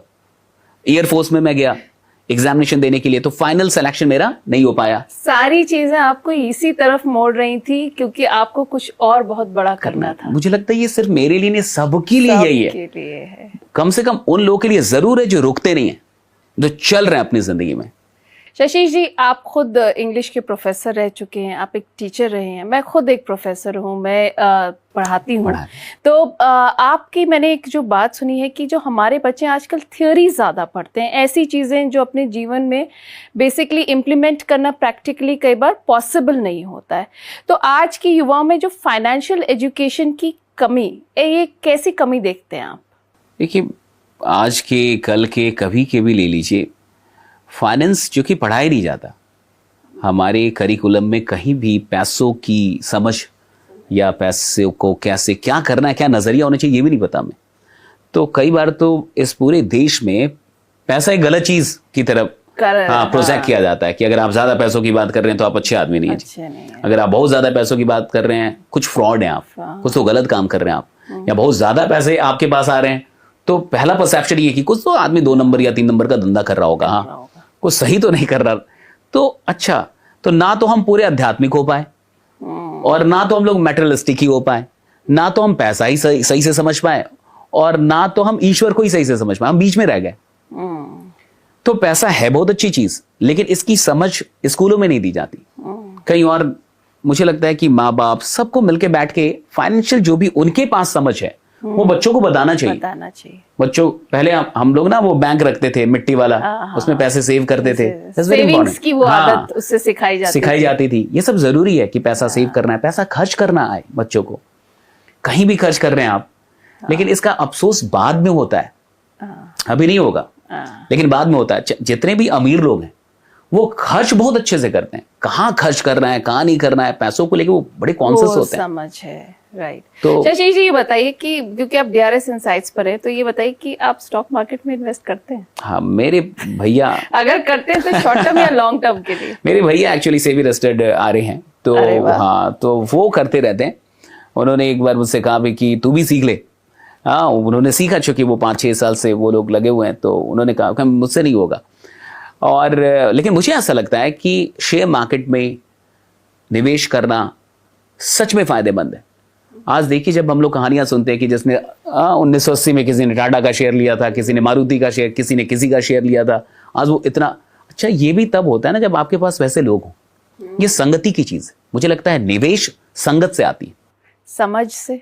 संगत, कंपनी, आप 5 लोग के बीच में उठते बैठते हैं, उन 5 में से कोई इन्वेस्ट नहीं करता, तो आप भी नहीं करोगे ना? नहीं करेंगे। हम 5 लोग हैं और कोई एक रियल एस्टेट में कहीं पे जाके जमीन खरीदने वाला है, तो वो 4 और लोग को बताता है कि तू भी ले ले, तू भी ले ले, कि बढ़िया वहां प्लॉटिंग हो रही है, वहां जाके ले लो, या फिर ये कंपनी मैटर्स। मुझे लगता है इन्वेस्टमेंट खासकर एक ऐसी चीज है जहां कंपनी सबसे ज्यादा मैटर करती है कि कैसे लोगों के साथ आप उठ बैठ रहे हैं। क्योंकि कई बार आदमी को थोड़ी पता होता है कि रियल एस्टेट में ले लेना है या यहाँ इस शेयर को खरीद, कोई होता है बीच में, वो गाइड कर देता है। अच्छा, कुछ लोग दुर्भाग्यशाली हैं, उनके पास ऐसा कोई है नहीं, सब खर्ची किए जा रहे हैं, सब खर्ची किए जा रहे हैं, सब ये दिखा रहे मैं ये खरीद के लाया, ये खरीद। अब एक ऐसी कंपनी जो कह रहे मैंने ये वाला शेयर लिया है, मैंने यहाँ निवेश किया, मैं, अब देखिए कितना अंतर है। एक जगह सिर्फ बात चल रही है कि मैंने ये घड़ी ले लिया, मैंने ये कपड़े ले लिए, मैंने तो ये वाली कार ले ली। एक जगह बात चल रही मैंने इस शेयर में निवेश किया है, मैं अभी ये वाला ले रहा हूं। मैं एक जगह खर्चने की बात हो रही है, एक जगह कमाने की बात हो रही है, तो ये मैटर करता है। मुझे लगता है सबको करना चाहिए, सीखना चाहिए।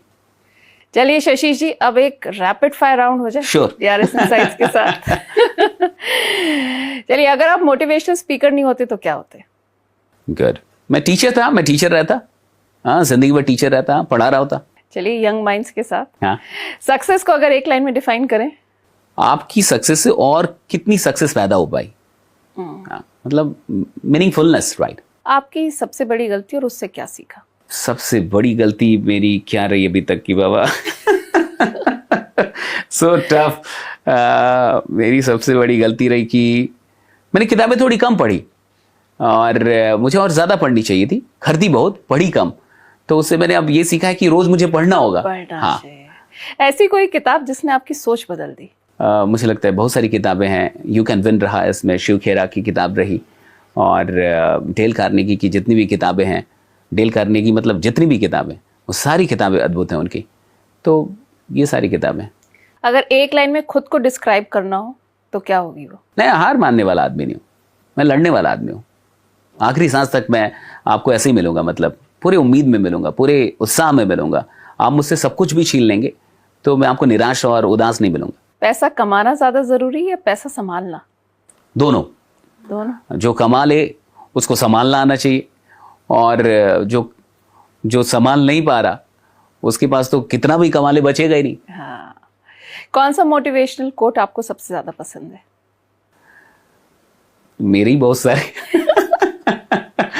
और मुझे तो अभी बहुत सारे आपके कोट याद आ रहे हैं। अब आप बताइए। आप अपने ऊपर तब तक विश्वास कीजिए जब तक आप जिंदा हैं, मतलब जब तक आप मर ना जाएं तब तक अपने ऊपर शक मत कीजिए। बढ़िया है। YouTube की आपकी पहली कमाई कितनी थी? ये तो उतना याद भी नहीं है, लेकिन बहुत ज्यादा नहीं रही होगी। मुझे लगता है कि 10-15-20 हजार ऐसी रही होगी। हाँ, चलिए 10-15-20 हजार से स्टार्टिंग थी। अच्छा, अब जब स्ट्रेस ज्यादा हो जाता है तो शशीश क्या करते हैं? मुझे स्ट्रेस नहीं होता। ओह, नहीं, मैं टेंशन में नहीं आता। मुझे स्ट्रेस नहीं होता, मैं टेंशन लेता ही नहीं हूँ। मैं किसी भी चीज़ को बहुत पॉजिटिवली देखता हूँ, मैं उसको एक चैलेंज की तरह लेता हूँ, और मुझे लगता है अब मज़ा आएगा। अगर कोई प्रॉब्लम आ गई, बड़ी प्रॉब्लम आ गई आप सपोज, तो मुझे और मज़ा आता है कि ठीक है। और मैं चूंकि भगवान में विश्वास रखता हूँ तो मुझे ये लगता है कि कोई ना कोई रास्ता तो मिलेगा। हाँ, अगर ताला है तो उसकी चाबी कहीं ना कहीं होगी। Solve it. अच्छा, सुबह की शुरुआत किस चीज से करती हैं? चाय से। ध्यान, पढ़ाई या? नहीं, मैं तो चाय पीता हूँ सबसे पहले, वो भी ऐसी चाय जिसमें कैफीन नहीं होती, तुलसी, जिंजर, अच्छा। इस प्रकार की चाय होती है, नो कैफीन। तो सबसे पहले उठ के वो चाय तैयार करता हूँ, और उसके बाद मैं ध्यान करता हूँ। मतलब नहा के पहला काम मेरा जप करना है, चैंटिंग एंड मेडिटेशन। उसके बाद ही मैं कुछ और करता हूँ। ओके, तो ध्यान हम कह सकते हैं। हाँ, बिजनेस का सबसे बड़ा मंत्र क्या है? रिस्क लेना या पेशेंस? पेशेंस के साथ रिस्क लेना, रिस्क लेते हुए पेशेंस रखना। क्योंकि आप रिस्क ले रहे हैं और पेशेंस नहीं है तो गिव अप कर देंगे, और अगर आप रिस्क ले रहे हैं, पेशेंस है, तो आप रिजल्ट तक पहुंचेंगे, प्रॉफिट तक जाएंगे आप। अगर आप अपने बचपन के खुद से मिले तो क्या कहेंगे? कहेंगे कि और किताब पढ़ लेते तो अभी बहुत दूर होते, राइट। बहुत सारी किताबें, और दूसरी चीज की मोबाइल थोड़ा कम इस्तेमाल किया होता, स्क्रीन टाइम थोड़ा घटा लिया होता। और ये यूट्यूबर, मतलब आप तो सोशल मीडिया किंग हैं और आप कह रहे हैं। हाँ, मुझे लगता है कि हम सबको अपने पैर पे वो कुल्हाड़ी मारनी चाहिए जिससे समाज का भला हो सकता है, राइट। तो मैं सबको कहूंगा कि, और मन की आदत है ना, वो इन्वॉल्वमेंट चाहता है। आपका मन कभी शांत नहीं रह सकता। कुछ लोग कहते हैं ना वो किताब नहीं पढ़ पा रहे, नहीं, वो मोबाइल नहीं छोड़ पा रहे। आप मोबाइल हटा दो, मन किताब पकड़ लेगा। मन को मतलब नहीं है मोबाइल से और किताब से, मन को मतलब है इन्वॉल्वमेंट से। मन को कुछ चाहिए। तो आप ये मत सोचो मुझे किताबें पढ़नी है, आप इसका संकल्प लो कि मुझे 8 घंटे मोबाइल से दूर रहना है। अपने आप किताब पढ़ेंगे। अच्छा, कौन सी ऐसी चीज है जो बार बार याद दिलाती हार नहीं माननी है? यही कि मतलब आदमी पैदा ही होता है जीतने के लिए। मुझे तो यही लगता है, मेरी ये फिलॉसफी है कि कोई यहाँ हारने के लिए पैदा हुआ नहीं, हम सब कुछ बड़ा करने के लिए पैदा हुए हैं। तो मुझे इस फिलॉसफी में इतना विश्वास है कि जो मेहनत करेगा अंत में जीत उसकी होगी। ये कहीं ना कहीं मेरे अंदर ये सेट हो चुका है। अच्छा, कोई ऐसा दिन जो आप फिर से जीना चाहेंगे? बहुत सारे दिन, तो बहुत सारी बातें तो मुझे एक तो याद नहीं रहती। मैं पास्ट का बड़ा कम याद रखता हूँ। कुछ अच्छे दिन रहे होंगे। फ्यूचर पे ही है। हाँ, मतलब जैसे अच्छा, एक चीज और है ना कि आप जब पहली बार कोई काम करते हैं ना, उस समय का जो एहसास होता है वो बड़ा खास होता है। बहुत खास। अब मैं पहली बार जब ऑल इंडिया रेडियो पे गया वो बहुत खास था। मैं पहली बार दूरदर्शन पे आया, बहुत खास था। और पहली बार मैं जब एक नासिक महाराष्ट्र के मंच पे था जहाँ लगभग 30-40 हज़ार लोग थे, वो बहुत खास था। तो वो कुछ चीज़ें होंगी जिसको मैं रिपीट करना चाहूँ। अच्छा, बिहार का ऐसा कौन सा स्ट्रीट फूड है जो आपका फेवरेट है? गुपचुप खाते हैं हम लोग तो, पानी पूरी। राइट। वो तो all over I think India में अलग अलग नामों से फेवरेट है। बिहार का मतलब मेनली अच्छा लिट्टी चोखा, बहुत सारी चीजें हैं ऐसे जो स्ट्रीट फूड है। चलिए, ऐसी कौन सी आदत है जो आप बदलना चाहते हैं पर अब तक बदल नहीं पाए? मेरी कौन सी आदत है? वैसे तो मैं सारी आदतों को बदल रहा हूँ, ठीक कर रहा हूँ। तो रडार पे कौन सी? सुबह जगने की जो एक आदत है वो मतलब नहीं है मुझ में, मैं उसको बदलने की कोशिश कि मैं लेट से ना जगूं, मैं जल्दी सो जाऊं। जल्दी से? मैं 4-5 बजे सोता हूँ, 3 बजे 4 बजे, तो मैं उसको बदलना चाहता हूँ। हाँ, उस पर मैं काम कर रहा हूँ। ऑलराइट, आपका ड्रीम कोलैबोरेशन यूट्यूबर भी हो सकता है? हाँ, तो मैं मोदी जी के साथ कोलैब करना चाहूंगा। अरे वाह, खुद इतने बड़े इन्फ्लुएंसर है, राइट? हाँ, चुना सही में। उनसे बड़ा इन्फ्लुएंसर कौन? पॉपुलर इन्फ्लुएंसर कोई नहीं है। So true, so true. वैसे यूट्यूब शुरू करने के बाद सबसे बड़ा डर? सबसे बड़ा डर तो नहीं लगता ना मुझे, क्योंकि मुझे इससे फर्क नहीं पड़ता ना कि मैं आज कहाँ हूं और कल कहाँ हो जाऊंगा। जैसे डर उसको लगता है जिसको आज जो कुछ भी मिला है वो चला जाए तो उसको दुख हो। मुझे लगता है वो भी नियति है, वो भी मेरा रोल है, शायद मेरी जिंदगी में वो भी एक चैप्टर है। और मैं वहां भी रहूंगा तो बहुत ईमानदारी से रहूंगा, ये मैं आपसे कह सकता हूं। अगर कल मैं रोड पे आ जाऊं तो मैं रोड पे भी बहुत ईमानदारी से रहूंगा, बहुत अच्छे से, वहां मैं अपना बेस्ट दे रहा, तो इसलिए मुझे डर नहीं लगता। चलिए, बहुत अच्छा है। अच्छा, कामयाबी के साथ ट्रोलर्स भी आते हैं, खूब आते हैं। तो ट्रोलर्स को आप क्या जवाब, आपका क्या होगा? देखिए, ट्रोलर्स का अपना काम है, वो अपना धर्म निभाते हैं, राइट? उन्हें कोई भी मिलता है उसको वो ट्रोल करते रहते हैं। हमारा काम है कि हम अपना फोकस उनको ना दें, हम अपना अटेंशन उनको ना दें।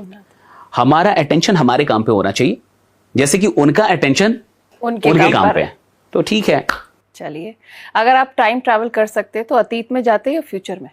Good question. मैं थोड़ा पीछे जाता, अतीत में जाना चाहता, और मैं मिलना चाहता है ऐसे वो लोग जिनको हम लोगों ने किताबों में पढ़ा है, चाहे भगत सिंह हो, चाहे चंद्रशेखर आज़ाद हो, चाहे सुभाष चंद्र बोस हो। उनकी क्या मतलब सच में माइंडसेट क्या था, वो दौर क्या था, उस दौर में हम होते तो मतलब वो मुझे ज्यादा, वो जज्बा वो कहाँ से लाते थे?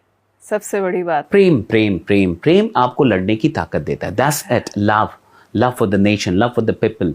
और कुछ है ही नहीं इस दुनिया में, सिर्फ प्रेम है। प्रेम ही वो शक्ति है जो आपसे कुछ भी करा देगी, और आप कुछ भी कर देंगे। दशरथ माझी ने बिहार में उस आदमी ने पहाड़ तोड़ दिया 22 साल लग के, तो प्रेम के दम पे तोड़ा ना। तो प्रेम में बहुत बड़ी शक्ति है। ये जितने भी आंदोलन हुए, क्रांतियां हुई हैं, ये सब प्रेम से ही तो प्रस्फुटित हुई हैं। तो प्रेम उनको संचारित करता है कहीं ना कहीं, मुझे ऐसा लगता है। स्पेंड स्मार्टली या सेव अग्रेसिवली? पहले इन्वेस्ट करें, तब खर्च करें। आप जितना कमा के लाएं, उसमें से सबसे पहले निवेश करने के लिए कुछ निकालें, अपनी आदत बनाएं, और अब कमाई और निवेश में से जो बच गया वही खर्च करें।